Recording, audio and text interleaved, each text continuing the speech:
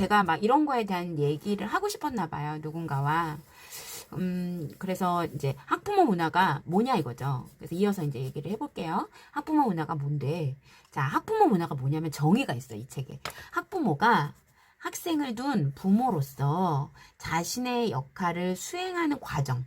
당연한 거 아니에요? 나는 학생을 둔 부모니까 학부모죠. 그죠? 근데 자신의 역할을 수행하는 과정인데, 이거를 이제 다른 말로 말을 하면 자녀 교육에서 보여주는 일관된 규칙이나 의미 체계래요.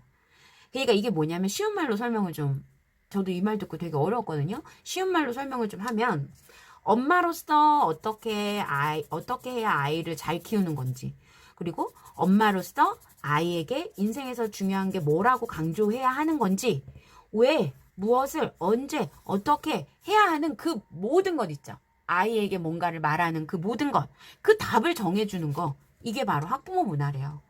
이거 답을 정해준대요. 학부모 문화가, 여러분. 그럼 지금 저는 이거를 보면서 학부모 문화 멀리 해야겠다 이런 생각이 드는데, 지금 초등이나 중등이신 분들은 당연히 엄마들하고 많이 모여야 되는 거 아니야? 나만 정보력 떨어지면 어떡해? 자, 이렇게 되면 내가 주체가 돼서 내 주관에 맞게 아이를 키울 수가 없어요, 여러분. 왜냐면 엄청 흔들립니다. 네, 저도 많이 경험을 해봤어요. 대표적인 학부모 문화 봐보세요, 여러분. 제가 블로그에 올렸지만 여러분 이거 읽으면서 한번 생각해 보셨어요? 무슨 고사성어처럼 나와 있어요. 여기에 내가 몇 가지나 해당이 되나 한번 보세요. 수월지향. 수월지향이 뭐냐면, 인성에 조금 문제가 생기더라도 다소라고 나와요. 아예 문제가 생긴다고 하면 안 하니까. 인성에 다소 문제가 생기더라도 그래도 나는 남보다 잘난 아이로 키워야 돼. 직성이 풀리는 거예요. 그래서 공부만 잘하면 만사 오케이. 그런 거 있잖아요. 애가 막 버르장머리가 하나도 없어. 근데 공부를 잘해. 그럼 좀 봐주는 거죠, 엄마 마음에. 아유, 그래도 그래, 네가 공부하느라고 힘들어서 그런가 보다 막 이러면서. 그게 수월지향이래요. 와, 이거를 이게 근데 100%는 아니지만 한 10%는 있지 않아요? 솔직히. 네. 그러니까 물론 인성이 더 중요하죠. 인성이 더 중요한데 10%는 이게 있을 것 같아요, 여러분. 아무리 막 이거 아니야, 나 아니야, 이러지 않아라고 딱 부러지게 말을 못 하겠어요. 아닌 게 맞죠. 그 다음에 여러분 이거 봐요. 타자 준거. 말도 좀 어렵죠. 타자. 그러니까 남이죠. 그쵸? 누군가와 비교하지 않으면 직성이 안 풀리는 거야. 근데 그러니까 애가 와갖고 이렇게 말하는 거죠. 엄마, 저 시험 오늘 잘 봤어요. 이렇게 말해요. 그럼 여러분 다 어떻게 말하세요? 오, 진짜? 그래, 일단 축하해주죠. 잘했네. 어이구, 고생했네. 이러면서. 근데, 그럼 딴 애들은 어떻게 봤어? 이렇게 물어보지 않으세요? 그러면, 엄마 100점이 뭐 한 6명 되고, 아이, 그러면 쉬웠네. 이렇게 하지 않으세요? 저도 그랬었거든요. 아, 정말. 그래서, 저 여기에 속했던 것 같아요. 미쳤나봐, 진짜. 아유, 정말. 지금 이제 안 그럴 거예요. 고등학교 때는 많이 안 그럴게요. 자, 그래, 시험이 쉬웠나 보네. 이렇게 말하면 안 된다는 거예요, 여러분. 그래서 누구와 비교하지 말고 아이 자체만 보고 우리가 해야 되는데, 이게 다 대표적인 학부모 문화의 이름이랍니다, 여러분. 아셨어요? 네. 그 다음에 엄마 주도라는 거. 이거야 뭐, 안 해보신 분이 있으실까 싶은데, 엄마 자신의 삶을 포기. 네. 아이 위에 헌신. 우리가 헌신은 좀 하죠, 여러분. 새벽같이 데려다 들고, 데리고 오고, 버스 태워 보내지. 그걸 못 보고, 애 고생하는 거 싫어서. 자, 믿고 기다리는 부모에게, 자, 잘하고 있는 부모가 있어요, 옆에. 믿고. 아이 믿고 애가 느려도 좀 기다려주고 있는 부모가 있는데, 그 부모한테 막 이 엄마 주도인 이 엄마가 가서 뭐라 그러냐면, 왜 자식한테 너 신경 안 쓰냐? 이러면서 비난을 하는 거죠. 너 이렇게 애를 방치해도 돼? 이러면서. 왜 자식한테 신경 안 쓰니? 이렇게. 네. 그런 말 들어본 적 있으세요? 네. 그러니까 이거 내가 이런 말을 해도 안 되고, 이런 말을 듣는 것도 사실은, 그 옆에 그분이, 이런 말을 해주는 그분이 안 좋은 분인 거예요, 여러분. 아시겠죠? 그 다음, 가족 이기주의라는 학부모 문화가 있는데요. 이 가족 이기주의는 뭐냐? 내 새끼만 생각하는 거죠. 내 새끼만. 그러니까, 만약에 이제, 어떤 엄마가 초등학교에 가서 봉사를 해. 막 이렇게 교통정리. 우리 많이 했잖아요. 아유, 우리 때는 정말, 지금은 그런 거 없죠, 여러분. 저희 때는 1학년마다 들어가서 막, 주말마다 들어가서 청소하고 이랬었어요. 근데 그게 사실은, 뭐, 선생님 한번 만나는 도구도 되고, 내 아이랑 막, 내 아이 좀 잘 봐주세요 하는 그런 것도 있고. 근데 사실 그런 거 다 전혀 없이 봉사하는 마음으로 가야 정상인 거죠, 그쵸? 그래서 봉사하는 마음으로 가는 그 학교에 봉사 잘하는 엄마한테 이 사람이 뭐라 그러냐면, 어머, 정말 할 일이 없나 봐. 왜 학교 가서 그런 일을 하고 있어? 뭐 이런 거죠. 그러면 안 되죠. 그쵸? 학교 가서 왜 그런 거 하고 있어?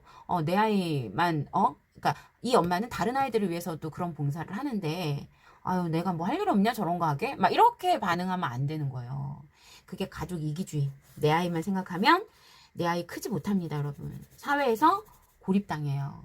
내 자신이, 저는 이거는 확실히 아닌 것 같아요, 여러분. 확실히 아니야.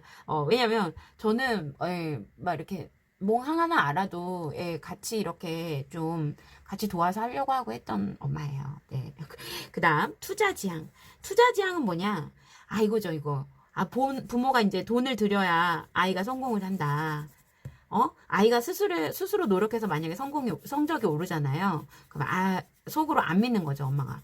왜 안 믿을까? 나는 이건 이해가 안 가는데 어쨌든 이런 엄마가 있대요. 그리고 그러니까 돈으로 쳐발라야 된다 이런 말 있잖아요, 여러분. 과외도 돈으로 시키고 학원도 대치동으로 보내고 이러는 거죠. 그래서 부모가 이 말 하고 나니까 되게 찔리네. 제가 지금 승준이 학원 대치동으로 주말에 가고요. 근데 여러분 저는 돈이 많아서 보내는 게 아니에요. 정말 그 돈과 상관없이 승준이가 그동안 안 했던 필요하다고 얘기를 해서 저는 네 얘가 원해서 가요. 그 힘든 데를. 그리고 갔다 오면 막 즐거워해요. 물론 힘든 것도 있지만 부모가 과외를 시켜서 성적이 오르면 인정을 해주는 거예요. 투자자 돈 들여야 된다. 돈 들인 만큼 뭔가 있을 거야 이런 거 있잖아요. 그러니까 저는 너무 극과 극의 아이를 키우고 있어요. 우리 아들은 고3이 되어서 지금 대치동에 가고 있고 우리 딸은 학원은 정말 싫다고 안 가고 있고 네. 그래서 우리 딸이 효녀죠. 네. 미안해요. 근데 사실은 어쨌든 투자지향인 엄마도 있고요.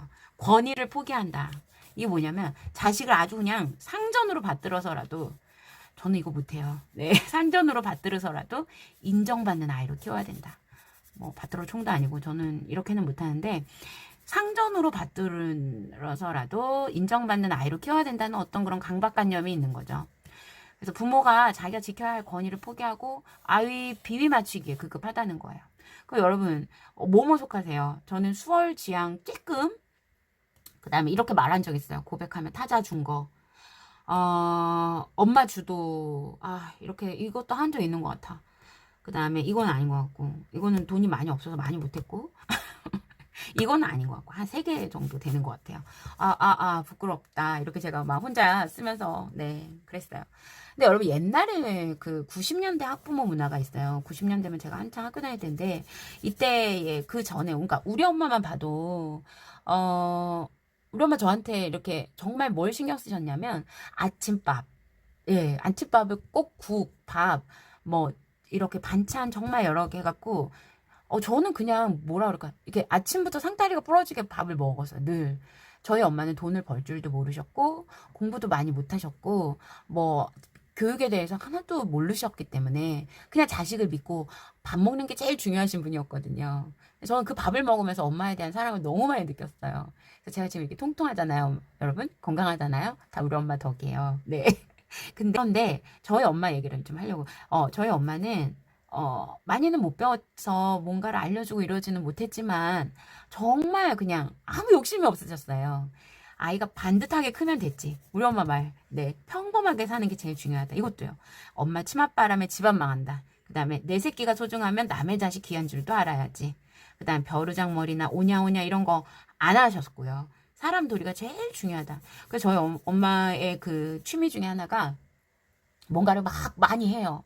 동네 사람들 다 퍼주세요, 늘. 그리고 지나가던 거지도 또는 뭐 이렇게 옛날에는 막 시주 오는 스님 이런 분들도 그냥 못 보내시더라고요. 근데 저는 그런 걸 보면서 커왔다는 게 지금 생각하니까 되게 고마워요. 그러니까 그런 엄마들을 보면 전통적인 어떤 이런 문화 표준 이런 거 있잖아요. 이거를 규범으로 하는 그런 부모였다는 거예요. 90년대만 해도. 근데 이것이 바로 우리는 모르지만 아이 마음하고 되게 잘 연결이 되어 있다는 거예요.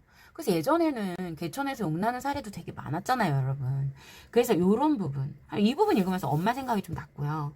근데 이제 우리가 2007년부터인가가 수능 수능이 시작이 되나? 예, 그렇게 돼요. 그래서 이때 아주 사교육이 이제부터 이제 지향성, 사교육 지향성이 나옵니다. 이 새로운 이 학부모 문화, 사교육 지향성과 엄마 주도성과 성적 지향성 이런 게 다 나와요. 정보 의존성. 이게 2007년형 학부모 문화. 그래서 이 2007년형 학부모 문화에 제일 많은 게 이 사교육 지향성. 그 다음에 빠지지 않는 거 엄마 주도성, 성적 지향성, 그 다음에 정보에 의존하는 거. 그래서 수능이 시작이 되면서 사교육이 폭발이 됐대요. 그리고 이제 특목고가 그때부터 생겼잖아요. 누구누구 때부터, 누구누구 정권부터. 이때 이제 선행 조장이 된 거죠. 그래서 뭐 초등학교, 대치동 선생님 말씀 들어보니까 초등 때, 정석, 그 수원, 수투 다 하고 들어간다잖아요, 여러분. 이때 이제 2007년부터 본격적인 사교육 지향성, 막 이런 것들이 있어서 엄마랑 아이가 답을 찾아야 되는데 너무나 아이러니하게 엄마랑 아이가 답을 안 찾고요. 누구한테 물어보는지 아세요? 옆집 엄마, 인터넷, 검색, 책, 부모 교육, 이런 데서 답을 찾으려고 하는 거예요. 문제는 내 자식하고 있는데 물어보는 옆집 엄마가 내 자식 아냐고요. 정확히 아냐고요. 모르잖아요. 내가 내 자식 제일 정확히 알잖아요. 그러니까 엄마랑 아이 사이에 그 답을 찾기 위해 노력해야 되는데 우리는 이러고 있다는 얘기죠. 이 부분도 참 공감이 많이 갔어요. 2007년 이후에 수능 이후에 학부모 문화의 실체를 여러분 한번 보세요. 사교육 지향성 뭐뭐 들어가 있냐면 학교 교육보다 사교육이 우선이다 이거죠. 학교 교육이 우선이 아니라 사교육이 우선인 거예요. 왜? 학교 교육은 돈 안 들잖아요. 사교육 돈 들잖아요. 돈 들어간 게 아까운 거예요. 이거 우선을 하는 거고 학원을 보내야 명문대를 간다라고 생각을 하고 있어요. 그래요. 그럴 수도 있어요. 근데 아이 스스로 공부해서 명문대 합격했다 이런 사례 나오잖아요. 왜 수능 만점자들. 뭐 교과서만 봤어요. 뭐 이런 거. 다 거짓말이라고 생각한다는 거예요. 이분들은. 믿지도 않아요. 근데 사실 고3 엄마가 되면 이게 진짜 될까? 아직 저는 못 겪어봐가지고 저는 그냥 거짓말 설마 거짓말이겠어 이러고 있는 상황인데 그러니까 공부가 잘해도 사교육 덕분인 거고 공부 못하면 사교육 안 해서인 거고 그렇게 되는 거죠. 그래서 여러분 우리가 사교육이라는 걸 우리의 신경 안정제로 먹고 있는 건 아닐까. 이 비유가 진짜 기가 막힙니다. 신경 안정제라는 거예요. 와 진짜 신경 안정제였나? 이런 생각이 드는 거예요. 왜? 사교육하면 여러분 학원 보내면 마음 한쪽 편하시죠? 애가 학원을 다니고 있다는 생각만 해도 마음 한켠이 편해지잖아요. 우리 애가 뭐 학원 선생님이 알아서 해주겠지 이러면서 그러니까 이게 우리의 신경 안정제였던 거예요. 그래서 초등 엄마가 어떤 엄마가요 아이를 새벽 3시까지 안 재웠대요. 근데 자존감 떨어뜨리는 말도 자주 했다는 거야. 왜? 우리 이러지는 말아야죠. 어떻게 새벽 3시까지. 저는 이렇게 한 적은 없겠죠? 없어요. 자, 아이에게 예체능 학원까지 더 플러스해서 시켰다는 거. 막 열 몇 개를. 그래갖고 보다 못한 아빠가요. 이혼소송을 합니다, 여러분. 거기에 이런 사례가 나와요, 책에. 그럼 이 정도 됐으면 그러면 내가 뭐가 좀 잘못했나? 이렇게 생각을 해봐야 되는데 이 엄마는 여러분 저 지금 목소리 너무 흥분했죠? 미쳤나봐. 좀 가라앉힐게요. 이 엄마는 엄마 생각이 바뀌지가 않았대요. 교육관 차이라 엄마 아빠가 교육관 차이다. 남편하고 나의 교육관 차이라서 나 이혼 못한다. 이렇게 된 거죠. 그래서 경쟁 사회에서 딸한테 교육을 시키는 게 그게 부모의 의무라고 믿고 있다는 거예요. 그런데 법원에서 보다 못해 이혼을 판결을 해줍니다. 아빠 손을 들어줘요. 양육권도 아빠한테 주는 거죠. 많은 엄마들이 그러면 이 엄마 뭐예요 진짜 뭘 위해서 이렇게 했냐고 그쵸? 많은 엄마들이 엄마 잘못이라고 생각을 해요. 그러니까 우리가 이런 거 보면서 막 엄마 잘못이야 이렇게 얘기하죠. 엄마 잘못이에요. 근데 맞는데 그게 바로 내 문제가 되면 내 아이의 문제가 되잖아요. 그럼 내가 잘못이라는 말을 못해요. 못한다는 거예요. 헤어나오지를 못하는 거예요. 나도 이럴지도 몰라요 여러분. 우리가 빨리 헤어나오지 않으면 아시겠죠? 그래서 엄마들의 그 사교육의 심리가 뭐냐면 제일 첫 번째 불안감이잖아요. 불안감. 그러면서 불안감이 하나하나 늘어나는 거예요. 이렇게. 그리고 나서 하다 보니까 거의 애 잡는 수준으로 되는 거죠. 그러면서 아이한테는 참아라. 참다 보면 좋은 날이 온다. 이런 말만 하고. 그래서 처음에는 다들 가볍게 시작을 해요. 하나만 뭐 해보지 뭐. 난 또 그동안 학원도 안 보냈는데. 그러다가 심각한 수준으로 발전돼 가는 거를 인지하시고 브레이크를 걸으세요. 아시겠죠? 혹시 그런 수준에 계시면 인지하시고 브레이크 걸으세요. 커서 아이가 고맙다고 하지 않아요. 정말 필요한 것만 골라서 가르치시고 아이랑 강을 건너게 된다니까요, 여러분. 이거는 맞는 것 같아요. 나는 해당사항 없다고 생각하지 마시고요. 돌이켜보세요. 여러분들이 만약에 나는 이런 엄마 아니야 이러면 뭔가 문제가 있는 거예요. 왜 이런 엄마가 하나도 아니에요. 사실 부모라는 그런 본질, 욕망, 저 밑에 있는 욕망은 다 똑같다고 보거든요. 그래서 경고가 잘 들리지 않는 거죠. 남편이 막 옆에서 잔소리하는 것 같은 거죠. 그렇죠? 아이 원하는 거 한 개만 보내야 되는데 요렇게 아이가 원하는 거 하나만 보내야 아이도 좋고 엄마도 마음이 좋대요. 그러면 처음에는 이렇게 시작을 하는 거예요. 아이 원하는 거 하나만 보내야지. 그러면 이제 엄마 마음이 좋잖아요. 여기서 딱 끝나면 좋은데 여기서 딱 끝나면 좋은데 어떻게 해요? 하나만 더 하나만 더 이렇게 시작하면 안 되는 거예요. 이 엄마 마음이 편해진다는 것 때문에 신경안정제 역할을 한다. 사교육을 안 한다? 뭐 이런 거 아니에요. 이런 거는 아니고 사교육을 안 한다는 생각을 아예 못하고 난 사교육을 안 하지 않고 사교육을 하나 정도는 하고 그 다음에 불안도 이제 만약에 사교육을 만약에 안 하게 되면 뭐예요? 자부심도 없고 나 학원도 못 보내요. 불안하기도 하고 막 엄마 마음이 위축이 돼요. 그러다가 이제 하나만 보내면 엄마 마음이 편해져서 신경 안정제 역할을 해줘요. 자꾸 찾아요. 우리 왜 두통약 같은 거 부작용 있는 거 알면서도 계속 먹잖아요. 여러분 자꾸 먹으면 안 돼요. 그래서 이렇게 이 사교육의 엄마들의 심리를 확 파고드는 게 이 사교육 사업이죠. 그렇죠? 그 다음에 엄마들의 서열의식. 여기서부터는 조금 더 해야 되겠다. 엄마들의 서열의식. 여기를 볼게요.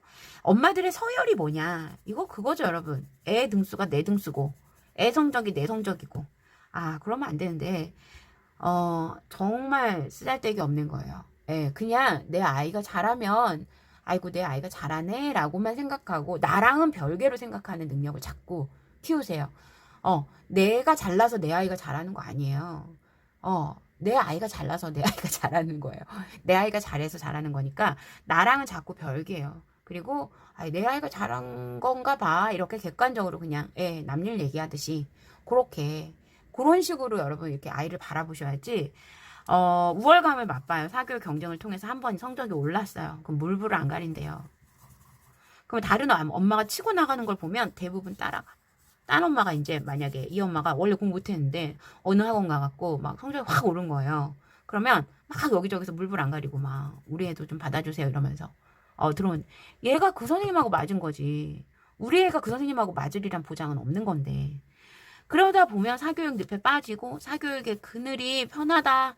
그러니까 우리가 이렇게는 하지 말자라는 얘기죠. 그죠? 제가 대치동 갔다가 아주 충격적인 현장을 목격합니다. 저희 아들이 자꾸 뭘 빼먹고 안 가져가는 거예요. 저희 집에서 대치동이 여러분 얼마나 먼지 아세요? 저희 집은 경기도란 말이에요. 근데 제가 다행히 지하철 7호선과 연결이 돼서 7호선을 타고 강남구청역에서 갈아타서 무슨 역인지 까먹었다. 한티역인가? 뭐 하여튼 거기를 가요. 그래서 아들한테 하려고 거기 아들 그쪽에 이제 스터디 카페를 끊어놨기 때문에 그쪽에서 만나서 주려고 했는데 아들 뭘 좀 사다 줄까 하고 편의점을 간 거야, 제가.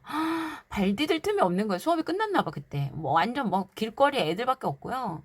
편의점이 꽉 차 있는데 진짜 애들이 너무 불쌍하게 서서 다 밥을 막 대충 입에다 밥을 먹는 게 아니라 우겨 넣고 있는 거예요. 어머나, 내가 지금 얘가 이 상황에서 이런 거, 난 너무 싫은 거예요, 그게. 그래서 저희 아들한테 신심당부한 게, 그 시간에 뭘 먹으려고 하지 말고 애들 다 먹고 나서 좀 점심시간 지난 이후에 제대로 된 음식점에 가서 밥을 꼭 사 먹어라. 이렇게 얘기를 해요. 제가 그거 보고 나서 진짜 편의점에서 끼니를 때워요, 여러분. 저희 엄마는 정말 아침부터 상다리 부러지게 차려주셨는데 얘네들은 공부한다고 이러고 다니더라고요. 아유, 정말, 네. 학원 시간 맞추려고, 네. 정말 마음이 안 좋았어요, 그때. 그리고, 그러니까, 만약 이게 이제 반복이 되면 아이들이 행동에 조금 이제 어린아이들 같은 경우, 고등학생은 필요에 의해서 가잖아요. 필요에 의해서 가는 건 괜찮아요. 그런데 초등학생부터 막 이렇게 학원을 몇 시까지를 돌리면서, 편의점에서 끼니 태우고 막 바퀴 달린 가방 진짜 끌고 다니고 막 이런 애도 봤거든요. 아이들 신호가 어떻게 오냐. 무기력해져요. 그리고 중독 현상이 일어나고요. 약간 산만해지면서 ADHD 이런 게 생긴다고 합니다, 여러분. 일단 여러분 밥은 저도 사실 아이 밥 잘 못 해줄 때 많아요. 왜냐면 엄마한테 저는 그렇게 배우진 않았지만 제가 막 늦잠 자서 오늘도 밥을 대충 줘서 보내서 마음이 참 안 좋은데 그래서 이제 그런 날은 막 점심 저녁을 막 정성껏 준비해요. 애들한테 미안해가지고. 그러니까 밥 한 끼라도 엄마의 정성이 들어간 거 먹이면서 우리 애들 키워요. 네? 그렇게 합시다. 자, 이어서는 3편에서